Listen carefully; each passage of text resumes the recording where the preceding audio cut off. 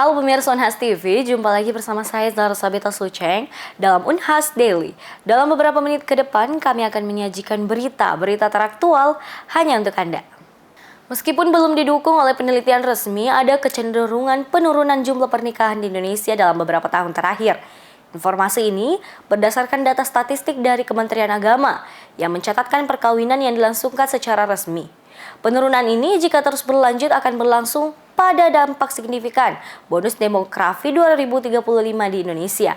Mengingat perkawinan adalah faktor penting dalam pertumbuhan populasi dan distribusi usia yang optimal. Perkawinan sebuah institusi yang tradisional, namun vital dalam kehidupan masyarakat, menghadapi tantangan baru di Indonesia. Meskipun belum didukung oleh penelitian menyeluruh, ada kecenderungan yang mengindikasikan penurunan jumlah pernikahan dalam beberapa tahun terakhir. Data ini belum bersifat keseluruhan, karena hanya bersumber dari pencatatan statistik Kementerian Agama yang mencatat perkawinan secara resmi. Sulawesi Selatan telah mengungkap fakta mengejutkan mengenai kasus perkawinan usia dini. Provinsi ini ternyata masuk dalam 3 besar di Indonesia untuk kasus perkawinan usia dini yang dilakukan di bawah batas usia yang diatur oleh Undang-Undang Perkawinan. Ironisnya, banyak dari perkawinan semacam ini tidak tercatat secara resmi, menciptakan paradoks dalam tren menurunnya jumlah pernikahan. Selain itu, praktik penghulu di daerah padat penduduk juga menjadi sorotan. Banyak dari mereka menikahkan pasangan di luar catatan resmi perkawinan, menyebabkan data yang tidak terlaporkan secara resmi. Guru Besar Sosiologi, Geografi, dan Kependudukan Unhas, Profesor Dr. Haji Muhammad Tahir Kasnawi SU, telah memberikan klarifikasi mengenai faktor-faktor yang mungkin menjadi penyebab dalam penurunan ini. Salah satunya adalah perubahan perilaku generasi muda yang cenderung menunda pernikahan karena alasan seperti masalah ekonomi dan tekanan untuk mengejar pendidikan yang lebih tinggi. Secara ekonomi, dampak dari penurunan jumlah pernikahan terlihat pada kemandirian finansial individu yang belum menikah. Namun, ada juga ketidakstabilan ekonomi, terutama bagi perempuan yang belum membentuk keluarga. Meskipun demikian, ada juga dampak positif yang terlihat pada kebebasan individu tanpa beban tanggungan. Ya, jadi sebetulnya fenomena penurunan peristiwa perkawinan itu tidak secara langsung betul itu berkaitan dengan bonus demografi ya. Karena bonus demografi itu lain hal ya. Dia yang berkaitan dengan perubahan struktur umur penduduk nanti ya. Di mana penduduk yang berusia kerja itu akan sangat banyak jumlahnya yang secara teoritis akan mendapatkan pekerjaan, mendapatkan penghasilan dan menanggung orang-orang yang belum bisa masuk dalam pasar kerja seperti anak-anak di bawah usia 15 ya yang masih dan juga orang tua yang sudah melewati umur pensiun. Nah, itu. Jadi sebetulnya tahun 2035 itu adalah puncaknya. Artinya itulah klimaksnya di mana betul-betul bonus demografi itu akan menunjukkan puncak. Nah, setelah itu sudah mulai lagi bonus itu berkurang dalam kata bahwa setelah tahun 2035 itu orang yang akan ditanggung itu akan semakin banyak lagi. Kenapa? Karena semakin panjang umur orang, semakin banyak lansia. Itu persoalannya kan. Dan sementara penduduk yang dewasa ini tetap porsinya, tetapi yang lansia ini semakin banyak karena penduduk semakin panjang usia harapan usia hidupnya kan.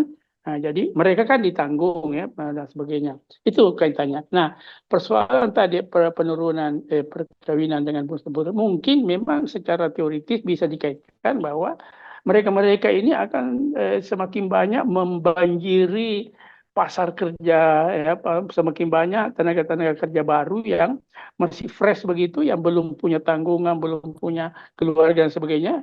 Nah, sehingga dia akan lebih mobilitas tinggi ya di dalam memperebutkan kesempatan-kesempatan kerja yang ada ya. Itu kaitannya tadi dengan penurunan perkawinan itu karena mereka ya semakin memang memprioritaskan dulu untuk mencari pekerjaan, mencari penghasilan, baru melakukan pembentukan rumah tangga ya.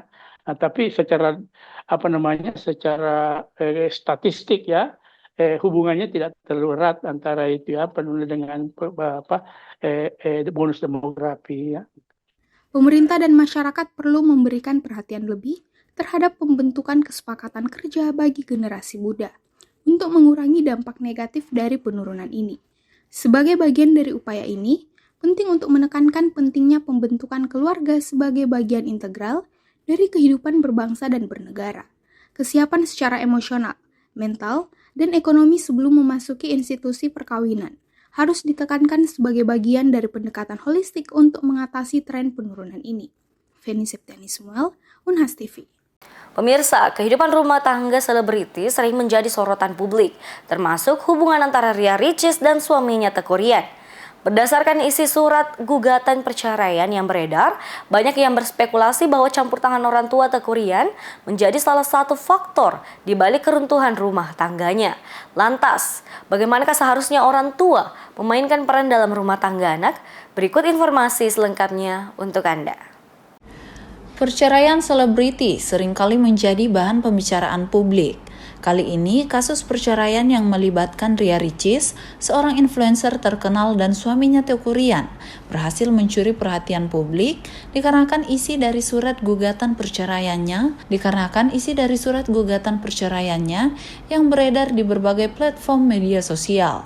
Salah satu isi dari surat perceraian yang tersebar itu adalah adanya keberpihakan Teuku Ryan ke orang tuanya dibanding ke istrinya sendiri.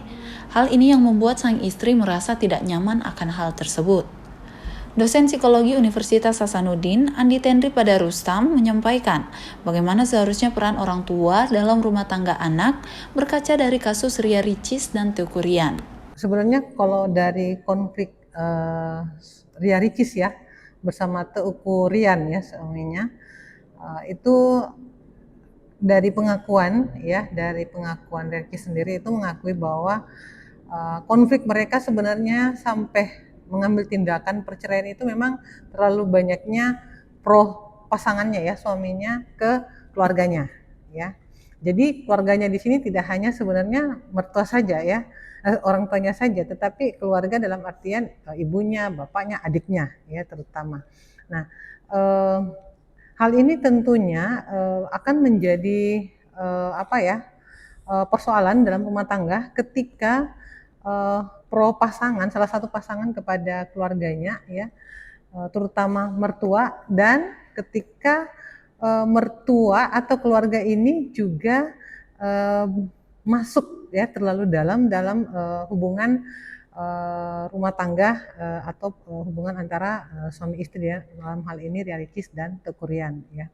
Nah, seyogyanya ya sebenarnya orang tua di sini kita tidak tahu ya kalau dari kasusnya Ria Ricis seberapa terlibatnya family keluarganya Teuku Ryan kepada konflik konflik rumah tangga antara Ria Ricis dan Teuku Ryan ya.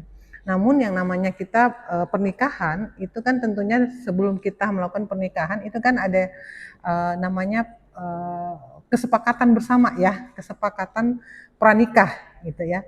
Jadi siokianya suami istri itu ada kesepakatan sejauh mana kesepakatan ini, komitmen ini nanti akan diterapkan oleh pasangan. Andi Tenri juga menyebut pentingnya kesepakatan sebelum dan setelah menikah yang perlu disepakati bersama, seperti nilai budaya dan sejauh mana keterlibatan orang tua dalam rumah tangga anak nantinya. Ketika tidak ada komitmen atau kesepakatan bersama, pada saat orang tua atau keluarga mengalami konflik internal, maka itu akan sangat berpengaruh dalam kehidupan rumah tangga yang bisa saja membuat konflik itu semakin besar dan sulit untuk diatasi, atau bisa saja semakin kecil tergantung dari cara mengatasi masalah tersebut.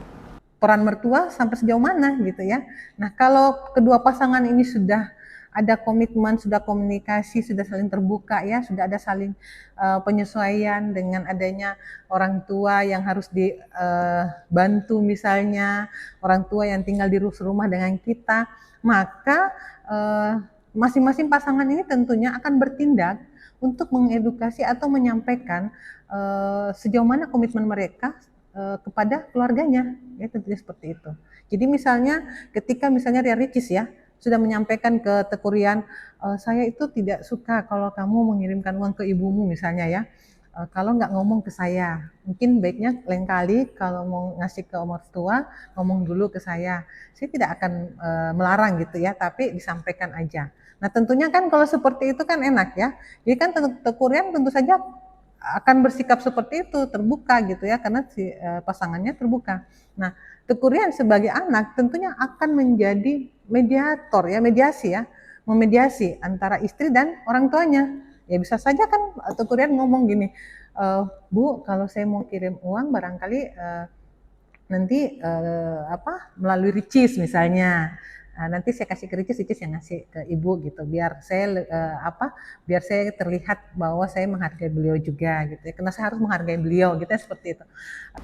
Ia menyebut bahwa runtuhnya rumah tangga dari Ria Ricis disebabkan karena tidak adanya komunikasi empatik dari keduanya yang deep bagi mereka.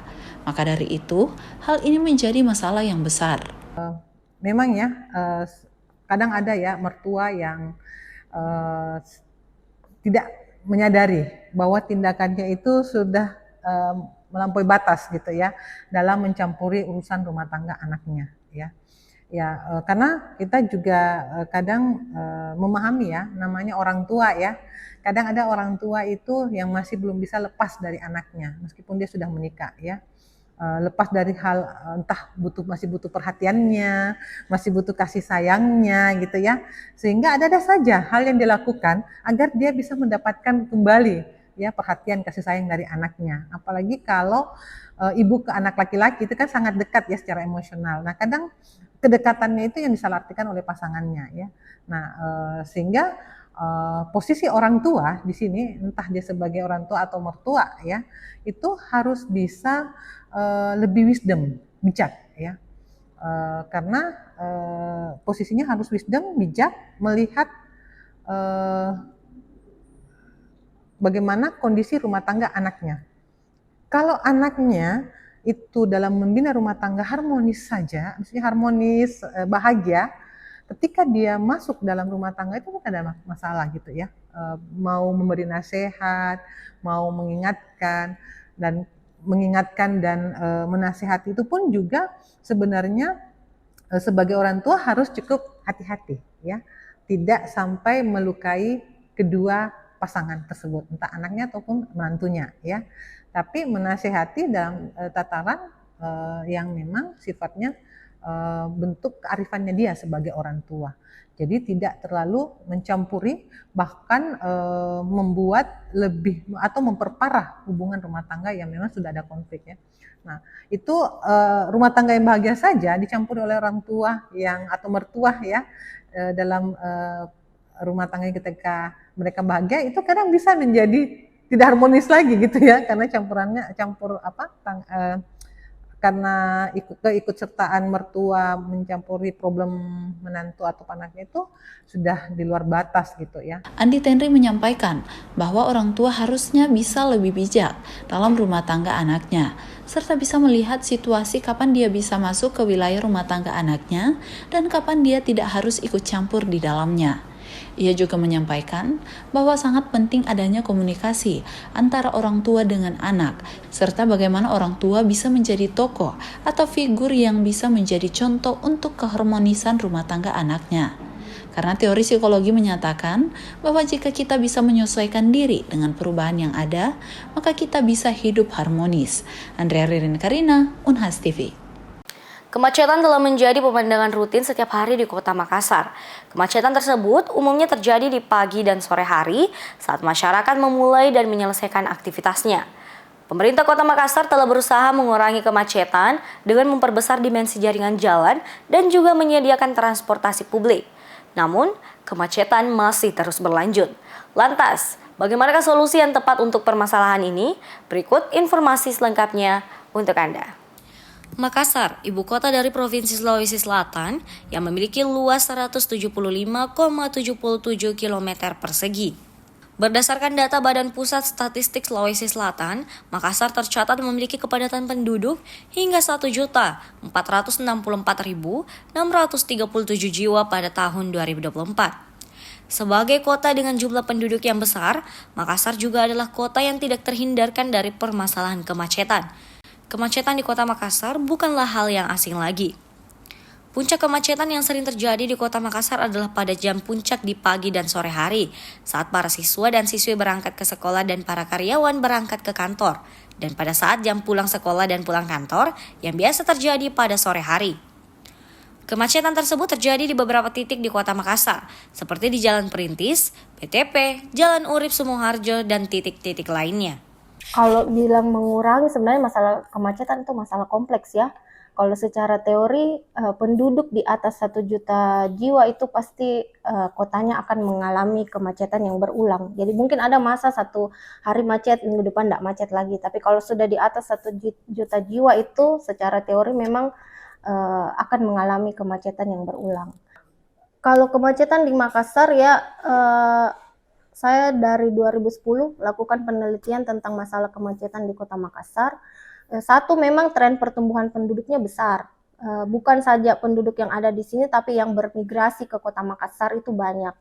Terus dari dulu itu kita sudah lihat bahwa tren perkembangannya itu selalu permukimannya itu berkembang ke tepi kota.